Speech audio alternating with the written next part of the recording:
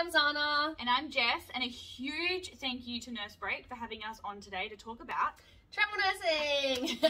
Me and Jess actually started a website called Nourished Nurses, and we wanted to help our nursing community with all things travel nursing, life, living on the road, everything encompassed together. But we obviously all have our separate areas that we work in. So we're going to talk about a little bit more about each of our specialties, and then we'll come back together and talk to you more about travel nursing. See you soon. Hey guys, I'm Xana. I am an ICU nurse, and I am also a travel nurse as well. So I've actually been doing travel nursing for the last year, living rural and remote around rural New South Wales. But I've just settled down in Brisbane to have a little bit of a rest from living out of my car and traveling around constantly. So I am an RN5. I've been nursing for 5 years, and I've been in ICU pretty much that entire time. So I did my new grad in ICU. I did 6 months in ICU and then 6 months on a respiratory and gastro ward, which was awesome as well because I followed the transition basically from ICU into this respiratory and gastro ward. So we had a lot of trachees, we had a lot of abdo surgeries that had actually moved from ICU to this ward. So I saw a great transition through there. But I loved ICU so much, and I just decided that after that 6 months that I wanted to go back to ICU. So after that 6 months I went back to ICU and I haven't looked back. I love intensive care and what it brings to my career. Basically an intensive care nurse is someone who works in intensive care and cares for people when they are at their most sick state. So they could be intubated, ventilated, they could be on lots and lots of different life support machines. And we basically transition them hopefully to getting us out of ICU and off all of these life support machines. So I loved the fact that it was usually 1-to-1 nursing, occasionally 2-to-1. Sorry, occasionally 1-to-2. So I loved the fact that I could learn all about this one patient and know everything about them, their history, where they've come from, what they're in for, and I could look after that one person and focus on that one specific person and provide them such holistic and beautiful care. So that's why I love ICU so much personally. I became an ICU nurse kind of out of nowhere. I didn't really know what I wanted to do with nursing. I knew I wanted to work in critical care, and I just winged it and thought I'll put down my preference and see if I can get into ICU. And I was so lucky with the fact that I got straight into ICU for my new grad. And I know a lot of people say that doing a new grad in ICU or a critical care area can be quite confronting and quite full on and not always a great option for everyone. But I personally loved it, and I love a challenge, and I knew that as soon as I walked in there, that's what I wanted to do. So for me, it was amazing, but you definitely have to check in with yourself and make sure that you feel comfortable with entering such a critical area when you are so fresh as a new grad as well. But it's definitely an amazing experience, and I think something that everyone should try at some point in their lives or in their nursing careers. So I'm also a travel nurse, which means that I do contracts around Australia, and I do ICU contracts as well as other contracts with an agency. So I work for a couple of different agencies, and they basically update me with what's available, and I can take whatever contract that I feel like I would like. They put my application forward, and that hospital either will accept me or not, with my experience and what I have to offer.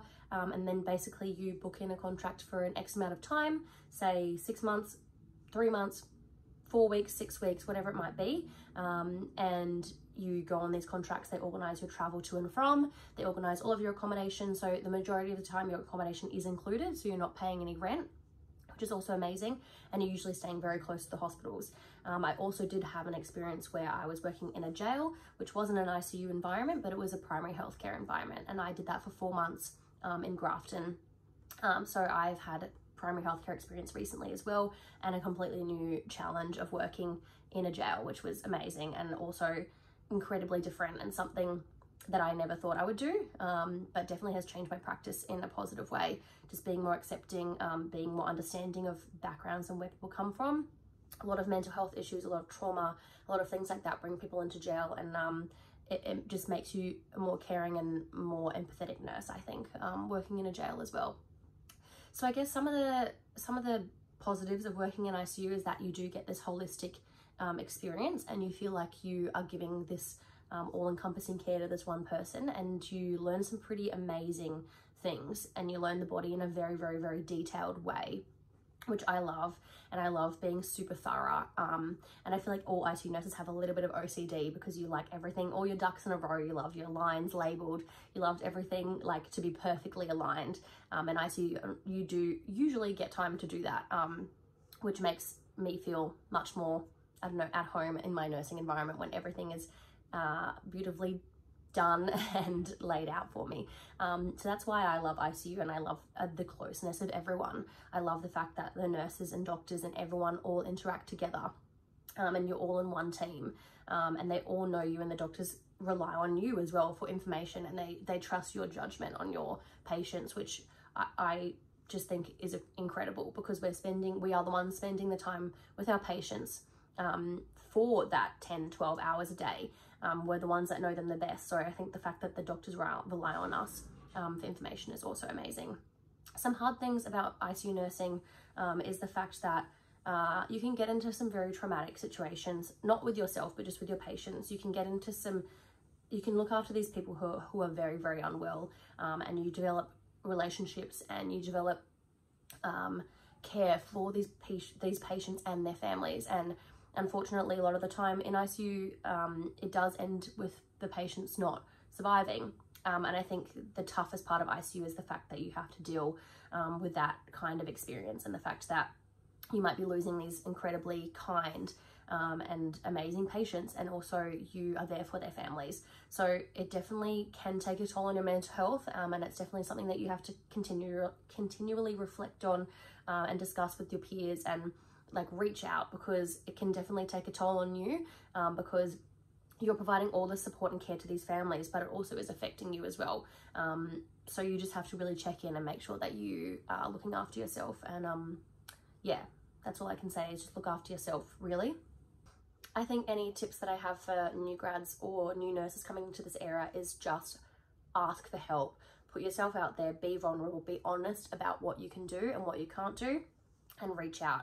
The worst thing is someone sitting in the corner and not telling anyone that they need help or that they are struggling, because every single nurse, especially in ICU, we all want to help each other, and we're working as a team. We're there for that patient at the end of the day. So if you need anything, reach out to the nearest nurse, you reach out to your team leader, you reach out to anyone, even a doctor. You reach out to someone and ask them, hey, I just haven't done this before, I'm not comfortable doing this, or can you please just teach me about this machine? I really want to know more about it. Even if it's out of your scope, even if it's something that you're not at that point yet, ask questions, because that's the only way that you're going to increase your knowledge and increase your career and move forward. You need to ask questions, you need to be inquisitive, and you also just need to accept your position and not beat yourself up that you don't know something or that you can't do something, because that's what we're all here for. We're all here to learn. So really what's next in my career is that I've settled in Brisbane for a little bit now. I'm doing some metro work with COVID vaccinations as well as ICU, so I'm kind of branching out into a few different areas, and then probably settle here for the rest of the year and then continue on with some contracts. I also really want to get into the sexual health side of nursing as well, so I'm thinking of starting a sexology degree next year, which will help open up that avenue as well. So I'm always constantly wanting to learn and grow and travel and do all these things. And me and my friend Jess, who's going to be featured on this as well, we have started this nursing website together, which we are super passionate about. We've started a website, an Instagram and a podcast about helping people with nursing, travel nursing, life in general, about mental health, sexual health, physical health, all of these things that we're super passionate about. So give it a follow, have a look into it, and we're here for you. If you have any questions, please don't hesitate to ask. And thanks to Nurse Break for having us. It's been a treat. Thanks. Hey guys, my name is Jessica, and I am so thankful and grateful to be asked to talk to you all today about what I do as a nurse. Now, I actually classify myself as a travel nurse, but we'll get into that a little bit later. I actually graduated 9.5 years ago, so nearly 10 years into being a nurse, and I'm just can't think of doing anything else. Like, I absolutely love nursing so much. Huge passion of mine. I graduated from university, and I actually didn't get a grad program to start off with. I found it really tricky. This was back in Western Australia. I persevered though and kept applying for anything and everything, and I didn't get a grad program initially. I actually got a job as a radiology nurse, which was awesome. You know, I never even expected to do that kind of nursing before, but I just needed to get my foot in the door. Within 6 months of doing that position, I actually networked within the hospital that I was working at, and I found out that they had mid-year intakes and one nurse had currently like dropped out of her application. So I got to apply and I got a grad program. As part of the grad program, you got to choose to do 6 months in one area and 6 months into another area. So I chose to do 6 months on the ward in neuro orthopedic surgical ward, and then I also chose to go into theatre. I had no idea if I wanted to do theatre. I just thought that I would take advantage of the opportunity of being able to kind of get my foot into that pathway to see if it's something I wanted to do, and I'm so grateful I did that. So I love ward nursing so much. I learned so much from my experience as a surgical nurse. But then when I went into theatre, I got to do scrub scout, you know, when you're inside the theatre, actually seeing all the bits and bobs and how it all works. And you learn so much anatomy as well, which is amazing. And then I also got to work in recovery. So I got to look after someone who is unconscious and actually watch them transition to them becoming conscious and protecting their airway, which is the biggest my biggest job. And then, you know, really thinking outside the box, you know, what procedure have they had, you know, is their wound okay, like how are their observations, and making sure that they're safe before they go back to the ward. So I spent about 3 years in recovery, and then I went back to the ward, and then that's when I progressed into travel nursing. Since getting into travel nursing, I've actually been able to career progress into emergency and working in that area, which was amazing. And at the moment I literally do so many different specialties. I do ward work, I've been in a prison before doing primary health care, and then I do a lot of recovery work as well. So recovery nursing is definitely my jam, is what I'll say. It's where I'm most comfortable. I love the team environment when you work as a recovery nurse. Everyone works together so well because you're all there working, and you know, sometimes there can be situations that can arise and you've got to think quick and you just need your team members to be there to help you. You get to work really strongly with the multidisciplinary team of like anaesthetists and surgeons, lots of clinical nurses, and it's a great area to work in. One top tip that I think that doesn't get utilized a lot sometimes on the ward is like if you're doing a certain type of observations and something's not looking right with, you know, the monitor. So for example, a SATS probe. Okay, when you're in recovery, you always have a SATS probe on so that you can check their oxygen levels in their body. It's always important to look at the whole patient. You know, if a SATS level is telling you that someone is 75%, but you're looking at them and they've got good color and they're not gasping for air and there's no other signs that there's anything airway compromising, then think outside the box. And I love the ear probes. Oh, they're such lifesavers, and it's something that I always like to teach students. You know, don't just focus on a monitor, focus on the person and the patient. You know, don't just stare at that, actually look at them as a whole, and think outside the box and do little things. Same with blood pressure. If you've got a low blood pressure, you know, make sure the cuff's on properly for starters. Check the other arm, do a manual. There are all these different steps that you can do just to kind of see if it's an accurate observation, really. So that's something that I've definitely learnt over the years. I love having students. I love teaching them, and I always say that no question is a silly question. I ask, to this day, 9.5 years in, I still ask what I find it to be some hilarious questions, but I'm just like, I want to know, like I want to know. And the same with approaching doctors and clinical nurses. You know, even if there's a word that you've never ever heard of before, be like, what is this word? And also, it's fine to say, how do you say that word? It took me a very long time to learn how to say anaesthetist. I used to say anesthesiologist. So, you know, everyone's learning, okay? So that's my biggest tips. I hope that you have enjoyed this video. I've enjoyed sharing with you, and in the next video, we're going to talk about travel nursing. Hey, so we're back together, and now we're just going to tell you a little bit more about travel nursing and what it is and how we got into it. So I got into travel nursing about a year ago, and I was living on the road full-time for an entire year, and was doing rural contracts within New South Wales before settling in Brisbane, which I just talked to you guys about.